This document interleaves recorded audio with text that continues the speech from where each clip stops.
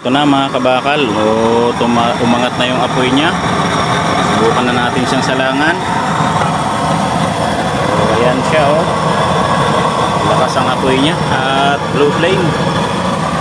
Yung order sa atin ni sir na taga San Mateo, may usok lang dyan kasi wala pang pumapatak na oil Pag may pumatak na oil na dyan, hindi na yan uusok kasi ginawang ko ng trap yan.